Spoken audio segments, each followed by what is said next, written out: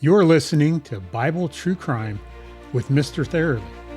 Be sure to like, subscribe, follow, share, comment, and rate us 5 stars. That'll help us out a lot. Today's episode, Give Me Back My Gods.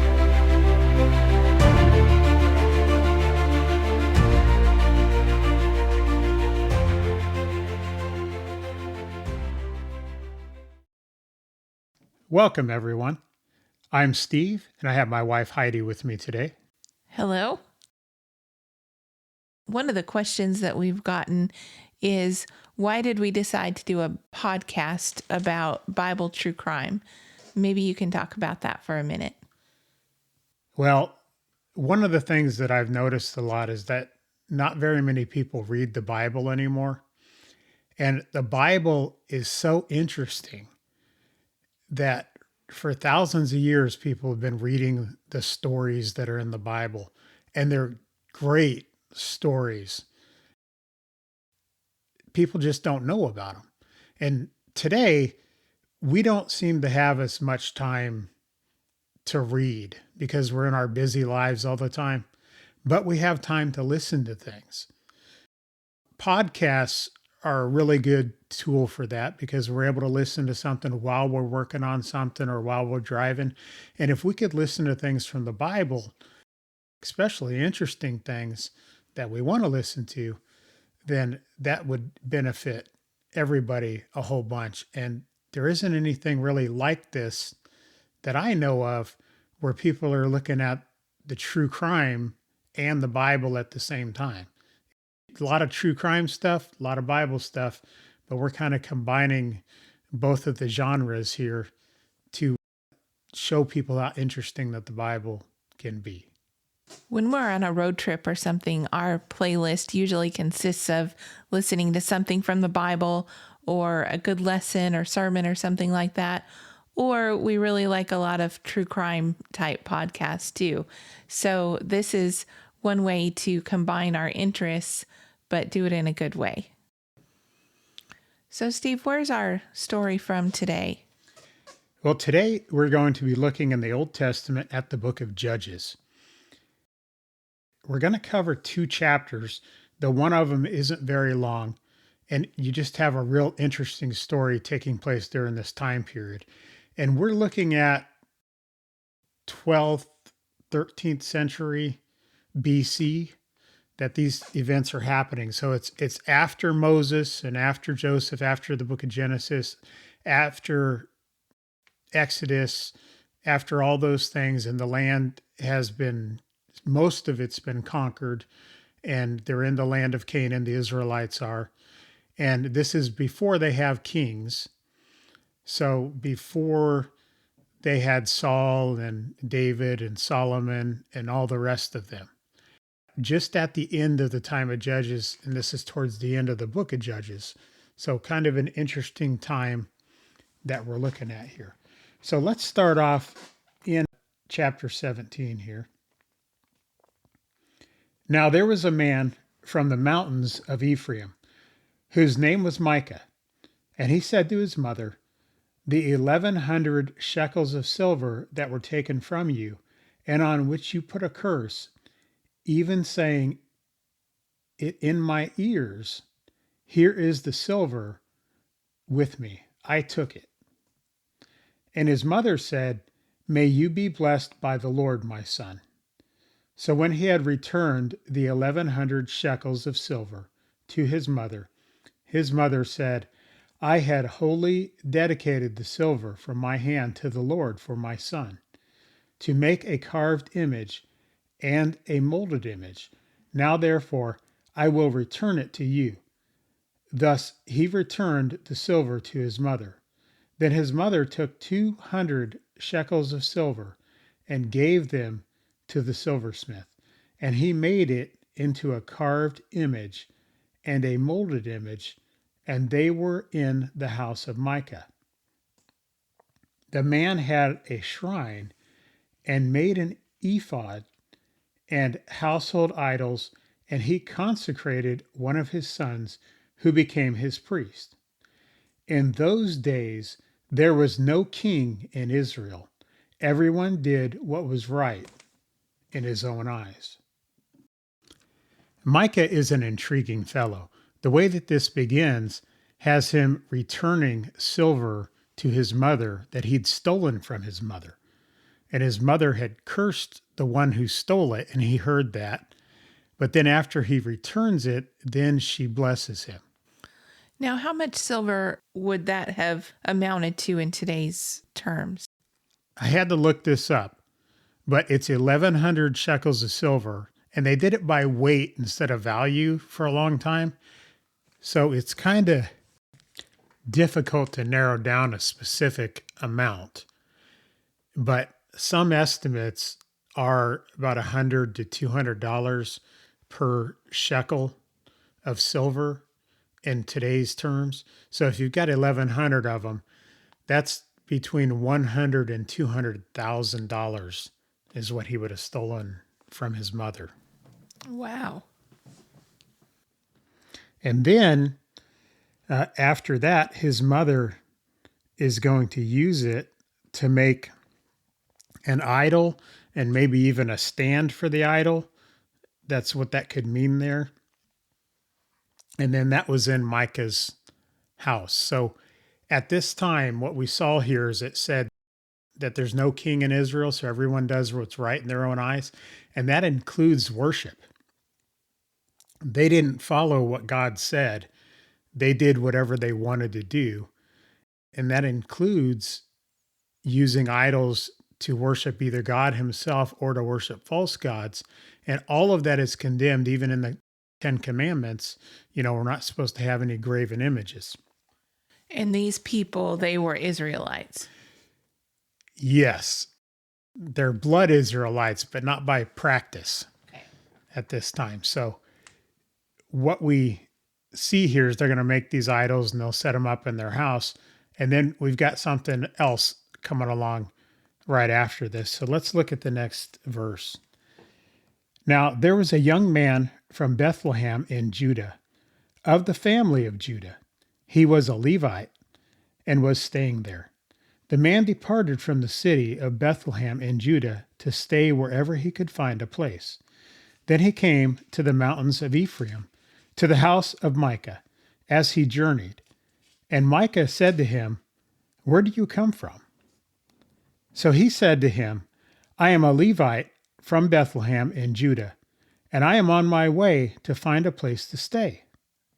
Micah said to him, "Dwell with me, and be a father and a priest to me, and I will give you 10 shekels of silver per year, a suit of clothes, and your sustenance." So the Levite went in. Then the Levite was content to dwell with the man, and the young man became like one of his sons to him. So Micah consecrated the Levite, and the young man became his priest and lived in the house of Micah. Then Micah said, "Now I know that the Lord will be good to me, since I have a Levite as a priest." So at this time, when people aren't worshiping God right, the priests don't have a job. So they have to find something to do. Because people are worshiping false idols, then they would also use the priests to try to worship God. And that's the situation that we have here. And this Levite, he's just trying to find work wherever he can. And apparently his standards are not too high. And you'll notice here that he's consecrated by Micah, not by God, but Micah is saying, "Hey, come be my priest." And right before this, he'd appointed one of his sons to be the priest, but now he's got a legitimate priest. At least he's seeing it that way. Once again, it was him doing what he thought was right in his own eyes. That's what we're going to see with all kinds of stuff. That's par for the course for the entire book of Judges. That's what you see going on there. So the next chapter here, we're going to see what happens. So they have valuable idols, not spiritually valuable, but monetarily, they're worth a lot of money. And they have their own priest. So they believe that they're worshiping God, though they're not actually doing it. And they're thinking that Micah is thinking that God is blessing him. Okay. So in come the Danites, chapter 18. In those days there was no king in Israel, and in those days the tribe of the Danites was seeking an inheritance for itself to dwell in. For until that day their inheritance among the tribes of Israel had not fallen to them. So just to talk about the Danites real quick. So you have the 12 sons of Jacob or of Israel, and each one of them had a plot of land that was theirs that went to their families, except for the Levites. They were in different cities, but they didn't actually have a plot of land. The Danites did not drive out the inhabitants as God had instructed them to. So they didn't have land. So they're going to go to another area to set up land for themselves. And that's what's happening here. Okay. The children of Dan sent 5 men of their family from the territory, men of valor from Zorah and Eshtaol, to spy out the land and search it. They said to them, "Go search the land." So they went to the mountains of Ephraim, to the house of Micah, and lodged there. While they were at the house of Micah, they recognized the voice of the young Levite. They turned aside and said to him, "Who brought you here? What are you doing in this place? What do you have here?" Would that have been an odd thing that they would have recognized this Levite from their own? Well, it says that they recognized the voice.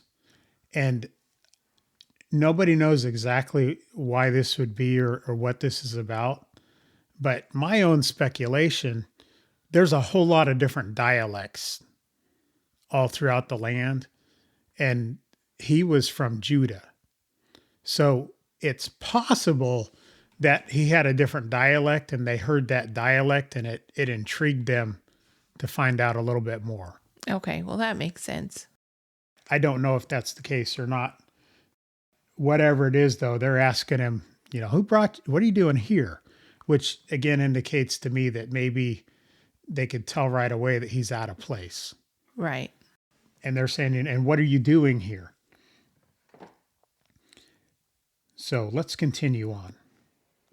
He said to them, "Thus and so Micah did for me. He has hired me, and I have become his priest." So they said to him, "Please inquire of God that we may know whether the journey on which we go will be prosperous." And the priest said to them, "Go in peace. The presence of the Lord be with you on your way." So the 5 men departed and went to Laish.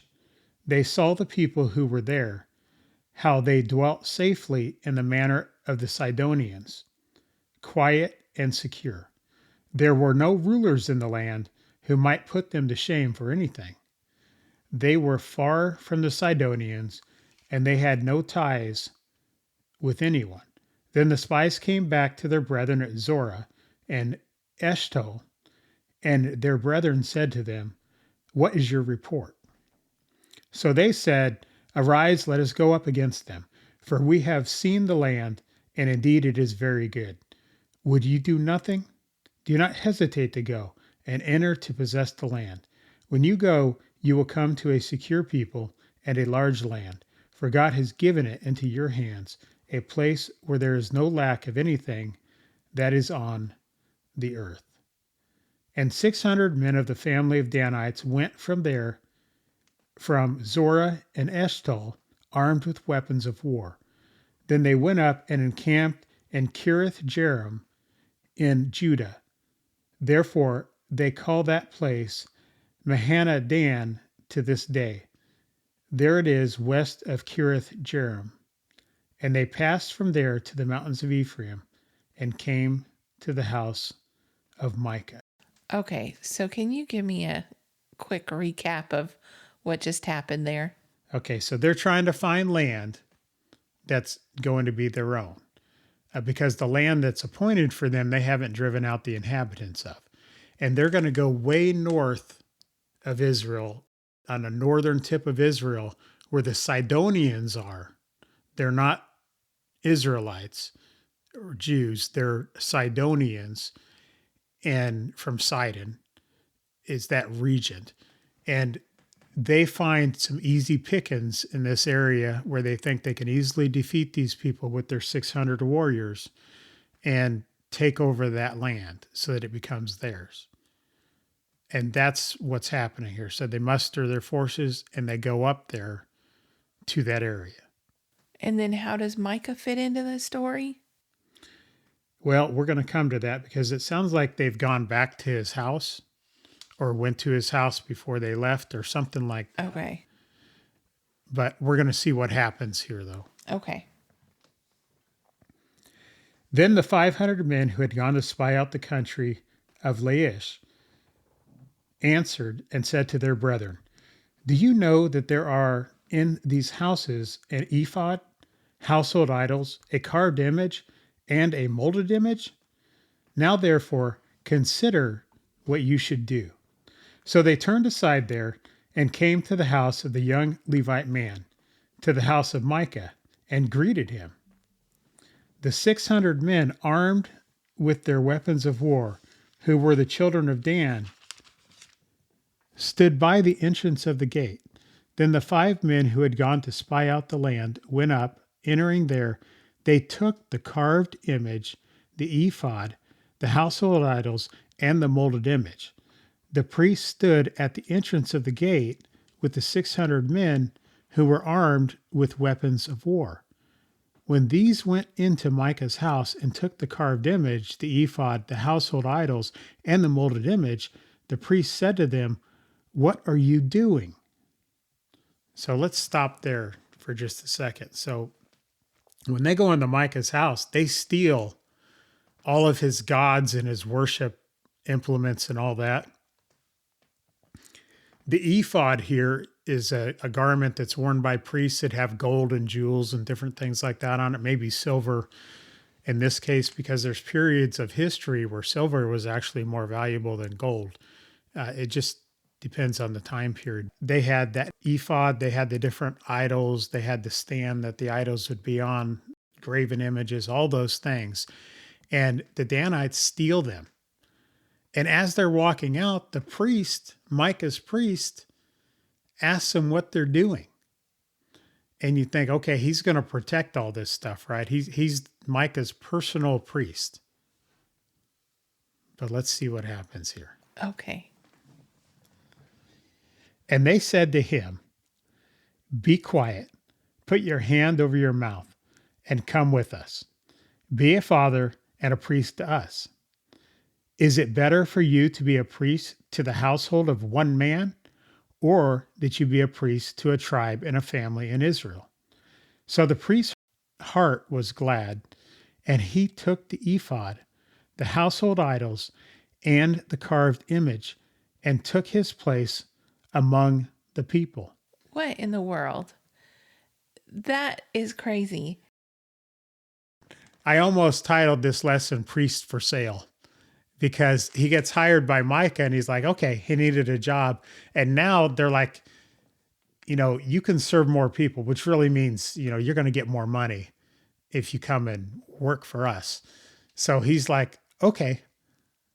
Well, you would think that if anybody was going to be trying to do the right thing, it'd be the one that was supposed to be the priest of God, the Levite. And you think that he's going to do the right thing when he asks, "What are you doing?" But no, he just joins the club. He's right in line with, just kind of shows you how people were at that time. Let's continue. Then they turned and departed and put the little ones, the livestock, and the goods in front of them. When they were a good way from the house of Micah, the men who were in the houses near Micah's house gathered together and overtook the children of Dan. Now, I've got to pause here for a second because when you think that they overtook them, you might think that they defeated them in battle or something like that, but that's not what it means. They just caught up to them. So the Danites had a head start. So when they overtook them, it just means that they caught up to the Danites, because we're going to see very clearly here that they don't defeat the Danites. Okay. And they called out to the children of Dan. So they turned around and said to Micah, "What ails you that you have gathered such a company?" So you have the Danites who are replying back to Micah, who Micah has gathered up a force to come after them. They look at him and say, "What ails you? And mine says, "What's the matter with you?" What's the matter with you?" So they don't get it. They're like, "We stole your stuff. We've got a big army. What's your problem?" It's incredible to think that, it's like they can't figure out why he would have a problem with that. Yeah, I wondered if they were just trying to play innocent. Oh, maybe. Yeah, maybe they're like, "We didn't do anything." Yeah, but he knows. Yeah, let's see what it says here. So he said, "You have taken away my gods, which I made, and the priest, and you have gone away. Now, what more do I have? How can you say to me, 'What ails you?'" And the children of Dan said to him, "Do not let your voice be heard among us, lest angry men fall upon you, and you lose your life, with the lives of your household." Then the children of Dan went their way. And when Micah saw that they were too strong for him, he turned and went back to his house. So this is how we know that overtaking them just meant that he caught up with them. He couldn't defeat them. There was too many of them. And after kind of confronting them a little bit there, he quickly backs down and goes back to his house. So they had a clean getaway, I guess you could say, even though everybody knows who did it, but nobody's going to enforce any kind of law. And they get away with stealing all these things from Micah, valuable things from Micah, including his priest. That's just crazy. So let's finish this up with the rest of the story here. So they took the things Micah had made and the priest who had belonged to him and went to Laish, to a people quiet and secure, and they struck them with the edge of the sword and burned the city with fire. There was no deliverer, because it was far from Sidon, and they had no ties with anyone. It was in the valley that belongs to Beth Rehob. So they built the city and dwelt there. And they called the name of the city Dan, after the name of Dan, their father, who was born to Israel. However, the name of the city formerly was Laish.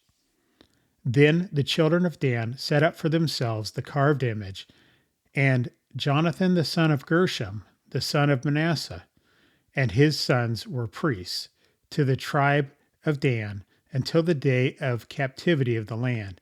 So they set up for themselves Micah's carved image, which he made, all the time that the house of God was in Shiloh.